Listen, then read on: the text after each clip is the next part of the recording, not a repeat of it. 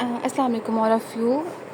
आज हम अपना बेसिकल चैप्टर नंबर 7 स्टार्ट करेंगे which is adrenergic antagonist. Chapter number 6 के ना 2 टॉपिक छोटे छोटे बिल्कुल सिंपल से टॉपिक्स ना रहते हैं, ठीक है। तो वो ना मैं नेक्स्ट लेक्चर में कवर कर दूँगी। तो जो वो पढ़ना चाहता है ना फिर वो अगले लेक्चर को पहले देख ले, लेकिन वो उसमें कोई इतनी मुश्किल बात नहीं लिखी हुई। वो फिर भी मैं आपको ना दरअसल उसके मेरे पास ना नोट्स नहीं बने हुए थे, ऐसे मैं आपको पढ़ा देती। आप लोग कहते पता नहीं क्या बात ही कर रही है, समझ नहीं आ रही। उसके ना मेरे पास नोट्स नहीं बने हुए थे, मुझे दोबारा से बनाने पड़ने थे। सो मैं अभी जो बने हुए थे मैंने कहा चले मैं वो रिकॉर्ड कर लूँ। तो I hope I am audible. Okay, मैंने आपको एड्रीनर्जिक एगोनिस्ट में बताया था कि वो उसमें वो सारे वो वाले काम होंगे जो सिंपैथेटिक सिस्टम वाले होंगे, ठीक है। लेकिन अब एंटागोनिस्ट ने क्या करना है, वही उसके इफ़ेक्ट को, सिंपैथेटिक के इफ़ेक्ट को जो है वो इनहिबिट करना है, ठीक है। तो अब मैं जो है वो स्टार्ट करती हूँ एड्रीनर्जिक एंटागनिस्ट, ठीक है। अब इसमें सबसे पहले हमारे पास क्या चीज़ आ रही है कि अगर हम जस्ट एक सिंपल सी इसको समझने की कोशिश करें तो उसमें आप देखें कि हार्ट पे इसका क्या इफ़ेक्ट है, आइज़ पे और यूरिनरी सिस्टम पे। अगर हम लोग हार्ट की बात करें, ठीक है, तो सिंपल मैकेनिज्म क्या है सिंपैथेटिक का कि हार्ट रेट को इंक्रीज़ करते हैं एगनिस्ट, एड्रेनर्जिक एगनिस्ट, और कार्डिक आउटपुट को भी इंक्रीज़ करते हैं सिंपल सिस्टम में, ठीक है, बट सिंपैथेटिक में। लेकिन अगर हम लोग इसका इंटेगनिस्ट देंगे तो ये इफेक्ट जो है वो इनहिबिट होगा, ठीक है। तो इस केस में फिर क्या होगा हमारे पास कि हार्ट रेट भी कम हो जाएगा, कार्डिक आउटपुट भी कम हो जाएगी। फिर हम अच्छा एक बात यह है कि हम इसके जो एंटागनिस्ट है वो क्यों देते हैं, ठीक है, किस लिए देते हैं। टैकीकार्डिया के केस में अगर एक पेशेंट को टैकीकार्डिया हो जाए, एंजाइना हो जाए, फिर कंजेस्टिव हार्ट फेलियर हो जाए, ठीक है, यानी कि टैकीकार्डिया मीन्स बहुत ज़्यादा ब्लड प्रेशर हाई हो जाना, ठीक है, इधर। और उसके बाद एंजाइना के केस में क्या होता है कि आपकी जो ऑक्सीजन सप्लाई हो रही होती है और जो ऑक्सीजन आपकी डिमांड होती है, मैं शायद पीछे बता के हूँ ये बात कि वो जो है ना वो पूरी नहीं हो पा रही होती, ठीक है। तो फिर उस केस में हमारे पास क्या होता है कि जितनी हमारी ऑक्सीजन की सप्लाई, हमारे हार्ट को जितनी ऑक्सीजन चाहिए होती है उतनी ज़्यादा ऑक्सीजन सप्लाई नहीं हो रही होती, ठीक है। तो इस केस में फिर हमारे पास क्या होता है कि हमें ये एंजाइना का इशू वगैरह हमें फेस करना पड़ता है। तो दैट्स वाई हम फिर क्या करते हैं, उसका एंटागनिस्ट देते हैं in case of tachycardia, angina and congestive heart failure, ठीक है। सेकंड, आप अगर आइज़ की तरफ आएँ तो मिड्रियासिस की बात करते हैं कि सिंपल केस में सिंपैथेटिक सिस्टम में हम लोग क्या होती है, मिड्रियासिस होती है, यानी कि आपका आइज़ में इंट्राओकुलर प्रेशर इंक्रीज़ हो जाता है। मिड्रियासिस होती है और इंट्राओकुलर इंक्रीज़ हो जाता है, ठीक है। अब हम क्या करेंगे कि इसका एंटागनिस्ट देंगे। क्यों देंगे, हम लोग इसके इंट्राओकुलर प्रेशर को डिक्रीज़ करने के लिए, और हमें इंट्राओकुलर प्रेशर किस केस में डिक्रीज़ करना होता है, ग्लूकोमा के केस में, ठीक है। इसलिए हम लोगों को क्या देना पड़ता है, इसका एंटागनिस्ट। फिर अगर हम लोग यूरिनरी सिस्टम की बात करें तो पेशेंट्स को जो है ना इसमें यूरिनरी रिटेंशन हुई होती है। सिंपैथेटिक के केस में यूरिनरी रिटेंशन हुई होती है, ठीक है। तो हम लोग इसका जो है वो क्या देंगे, एंटागनिस्ट। किन पेशेंट्स के लिए, बिनाइन प्रोस्टैटिक हाइपरप्लेजिया। मैंने ये पहले भी बताया था कि इन पेशेंट्स में जो है ना वो ऑलरेडी यूरिनरी रिटेंशन हुई होती है, ठीक है। तो इनको हम लोग क्या कर देते हैं, एंटागनिस्ट दे देते हैं, ठीक है, इस सिंपैथेटिक के एंटागनिस्ट, ताकि ये वाला यूरिनरी रिटेंशन ना हो। अब ये शायद एंटागनिस्ट की जो है वो एंटागनिस्ट की आपको समझ आ गई होगी कि हार्ट, आइज़ और बेसिकली ये चीज़ें अगर समझ आ गई हैं तो आई होप आगे क्लियर होगा, ठीक है। अच्छा, अब हम नेक्स्ट स्टार्ट करते हैं। अगर आप ये देखें, मैं आपको पीछे सारा पढ़ा के आई हूँ, ठीक है। एगोनिस्ट में सारी डायग्राम के नॉरएपिनेफ्रिन का रिलीज़ होता है, उन्होंने अल्फा और बीटा रिसेप्टर पे जाके बाइंड करना है। तो एंटागनिस्ट क्या करते हैं, नॉरएपिनेफ्रिन को इधर रिसेप्टर्स पर बाइंड ही नहीं करने देते, तो नॉरएपिनेफ्रिन बाइंड नहीं होती। अगर हम लोग क्लासिफिकेशंस की बात करें ना हमारे पास, तो पीछे हम लोग पढ़ के आए थे अल्फा रिसेप्टर्स और बीटा रिसेप्टर्स, राइट। इधर हम पढ़ेंगे क्योंकि एंटागनिस्ट है तो alpha blockers and beta blockers. अब अल्फा ब्लॉकर्स की भी फर्दर सब टाइप है एंड बीटा ब्लॉकर्स की भी फर्दर सब टाइप है।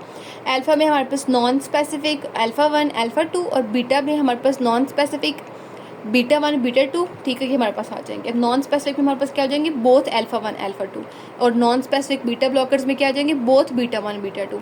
नॉन स्पेसिफिक अल्फा ब्लॉकर्स की अगर हम बात करें, अल्फा 1, अल्फा 2, ठीक है, तो इसमें हमारे पास क्या आता है, अल्फ़ा 1 और अल्फ़ा 2 अगर हम अभी जस्ट नॉन स्पेसिफिक की बात करें, अल्फ़ा ब्लॉकर्स में फर्दर नॉन स्पेसिफिक जिसमें दोनों आते हैं अल्फ़ा 1 अल्फ़ा 2, ये आगे जो होती है ना ये इसकी टाइप्स ये इंडिविजुअल एक्ट करती हैं। अगर हम खाली नॉन स्पेसिफिक की बात करें तो ये इनकी दो टाइप्स हैं, इनको हमने क्लासीफाई किया हुआ है नॉन कम्पिटेटिव और कॉम्पिटेटिव में, यानी कि जो कम्पीट नहीं करती है हमारे पास और जो कम्पीट करती हैं। ये जो है ना कि जाके ये परमानेंटली ब्लॉक कर देती है हमारे पास रिसेप्टर्स को। नॉन कम्पिटेटिव क्या करते हैं, परमानेंटली ब्लॉक कर देते हैं रिसेप्टर्स को, यानी कि इरिवर्सिबली ब्लॉक कर देते हैं। लेकिन जो कम्पिटेटिव होती हैं ये हमारे पास टेम्परेरी जाकर ब्लॉक करते हैं, यानी कि रिवर्सिबल दोबारा से जो है ना ये रिवर्स हो सकती है, लेकिन ये नहीं हो सकती, ये कोवेलेंट बॉन्ड बन जाते हैं, परमानेंटली ब्लॉक हो जाती हैं। जो हमारे पास इधर नॉन कम्पिटिटिव में एग्जांपल है जो हम अभी ड्रग पढ़ेंगे वो है फिनॉक्सीबेंजामीन, और जो इसमें हमारे पास इधर कम्पिटिटिव में है वो है फेंटोलामीन। ये हमारे पास इसकी समृद्धि, और अभी फ़िलहाल मैं आपको इधर लेकर चलूँगी इस सारी ये सारा समझा दिया आपको। इसी की ड्रग्स को डिटेल में पढ़ लेते हैं। देखें, अब एंटेगनिस्ट है, ठीक है, इसने क्या करना है, अल्फ़ा 1 और अल्फ़ा 2 पे होने वाले कामों को क्या करना है, इनहिबिट करना है, ठीक है, एंटागोनाइज करना है, इसके इफ़ेक्ट्स को एंटागोनाइज करना है, अगर मैं इजी वर्ड्स में बोलूँ तो। देखें, फिनॉक्सीबेंजामीन हमारे पास पहली ड्रग है नॉन स्पेसिफिक। अगर इसका CVS पे इफेक्ट देखें ना इस ड्रग का, तो इसलिए क्या करना है, इनकी कामों को क्या करना है, एंटागनाइज करना है। अब CVS पे देखें तो नॉर्मल हमारे पास क्या होती है, वैसे सिंपैथेटिक में वेजोकॉन्स्ट्रिक्शन होती है ना, तो एंटागोनिस्ट देंगे दिस वन तो क्या हो जाएगी, वेजोडाइलेशन, और ब्लड प्रेशर हमारे पास क्या हो जाएगा, रिड्यूस हो जाएगा। टैकीकार्डिया के केस में बताया था आपको कि हम लोग एंटागोनिस्ट देते हैं। अल्फ़ा 2 रिसेप्टर की अगर बात करें, ठीक है, तो मैंने आपको बताया था शायद डायग्रामेटिकली कि जो अल्फ़ा 2 रिसेप्टर्स होते हैं वो हमारे पास प्री सिनेप्टिकली पड़े होते हैं, वो फीडबैक इनहिबिशन करवाते हैं, ठीक है। तो नॉर्मली अल्फ़ा 2 रिसेप्टर्स क्या करवाते हैं, फीडबैक इनहिबिशन करवाते हैं।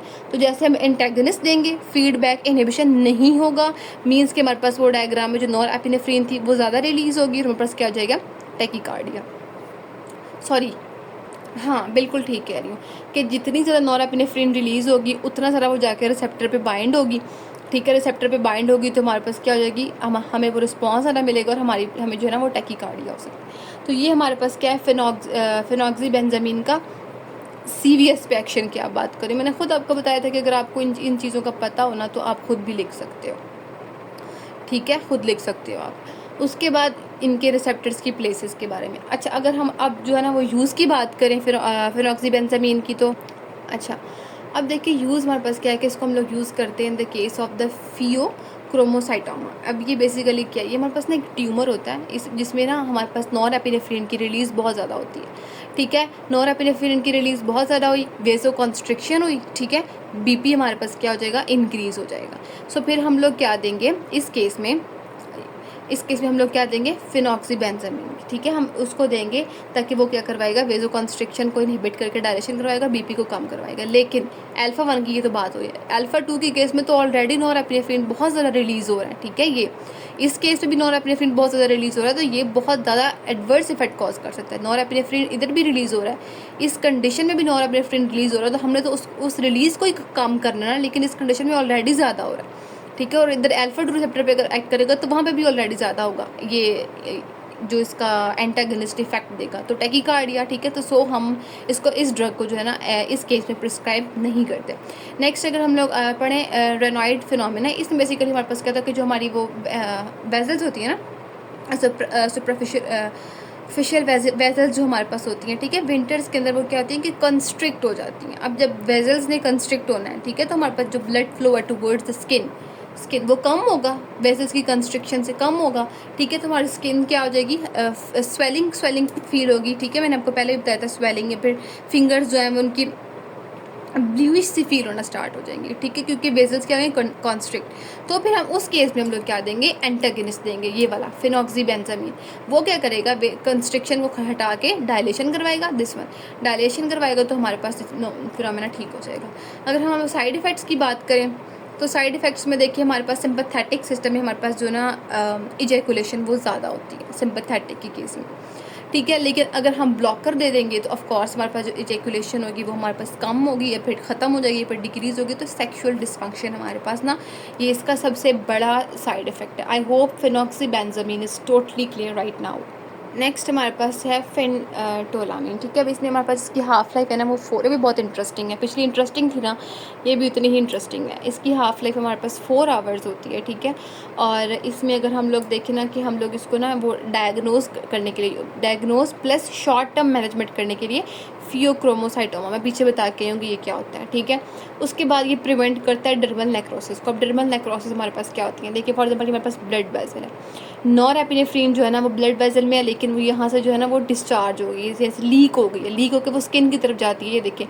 तो ये ब्लड वेसल यहाँ से लीक होकर स्किन की तरफ गई, बाहर एक्यूमुलेट हुई, तो ये क्या करते हैं, नेक्रोसिस भी कॉज कर सकता है। तो ये जो ड्रग है इसको प्रिवेंट करती है, इस चीज़ को प्रिवेंट करती है, ठीक है। उसके बाद जो है ना हम फेंटोलामीन को हम लोग हाइपरटेंसिव क्राइसिस के केस में भी यूज़ करते हैं। क्यों, अब मैं दोबारा बताती हूँ आपको कि क्लोनिडीन कौन से रिसेप्टर पे एक्ट करता था, अल्फा 2 रिसेप्टर्स पे। अल्फा 2 रिसेप्टर्स क्या काम करते थे, फीडबैक इनहिबिशन करवाते थे, जिससे हमारे पास क्या होती थी, नॉरएपिनेफ्रिन की रिलीज़ कम, ठीक है। और जो हमारे पास हाइपरटेंशन का पेशेंट था उसका बीपी जो है ना वो लो हो जाता था। लेकिन पेशेंट अगर इसको फ़ौरन से छोड़ देना तो पेशेंट का ब्लड प्रेशर दोबारा से ज़्यादा हो जाता है, ठीक है। क्योंकि देखें, ड्रग आप दे रहे हो एक पेशेंट को अब उसका बीपी का रिड्यूस करने के लिए, फीडबैक इनहिबिशन करवा के, ठीक है साथ, लेकिन अगर आप उसकी अब्रप्ट विदड्रॉल कर दो क्लोनिडीन की, तो दोबारा से उसका जो बीपी लो था वो दोबारा से हाई हो जाएगा। तो हम उस केस में फेंटोलामीन देंगे इसके हाइपरटेंसिव क्राइसिस को जो है वो ख़त्म करने के लिए, उस यूज़ है कि इसका। उसके बाद हम लोग देते हैं इसको, देखिए tyramine consumption with monoamine oxidase inhibitor can be reverse by phentolamine. इसका क्या मतलब है,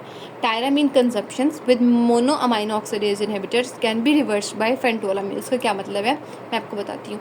हम जो टायरामीन हमारे पास नॉर्मली कोई ड्रग नहीं है, ये हमें चीज़ से मिलती है, हम चीज़ इनटेक करते हैं, उसमें क्या होता है हमारे पास टायरामीन, ठीक है। टायरामीन क्या करते हैं, हमारे पास ये GIT के अंदर जो है ना ये हमारे पास एब्जॉर्ब नहीं होता। क्यों, क्योंकि हमारे पास यहाँ पर मोनोमाइनो ऑक्सीडेज पड़े होते हैं, इधर एंजाइम मौजूद होते हैं, ठीक है, जो कि टायरामीन पे एक्ट करके और उसको डिग्रेड कर देते हैं, यानी कि वो ब्लड में एब्जॉर्ब नहीं होता टायरामीन। इधर ही जो है ना ये GIT में होता है, ये ब्लड में एब्जॉर्ब नहीं होता, ये एंजाइम इस पर एक्ट करके इसको डिग्रेड कर देता है। लेकिन यहाँ पे कौन सा एंजाइम है, मोनोमाइनो ऑक्सीडेज। लेकिन अगर एक पेशेंट, ठीक है, टायरामीन की कंजम्पशन कर रहा है, चीज़ ले रहा है along with mono amino oxidase inhibitor, तो यहाँ पर क्या होगी, इनहिबिटर्स मौजूद होंगे जो क्या करेंगे कि इस इनको डिग्रेड नहीं करेंगे। जैसे ही वो इनको डिग्रेड नहीं करेंगे तो ये हमारे पास क्या हो जाएगी, ब्लड में एब्जॉर्ब हो जाएगी। ब्लड में एब्जॉर्ब होने के बाद ये हमारे पास क्या करेगी, अब आगे मैं आपको यहाँ से मैकेनिज्म समझाती हूँ।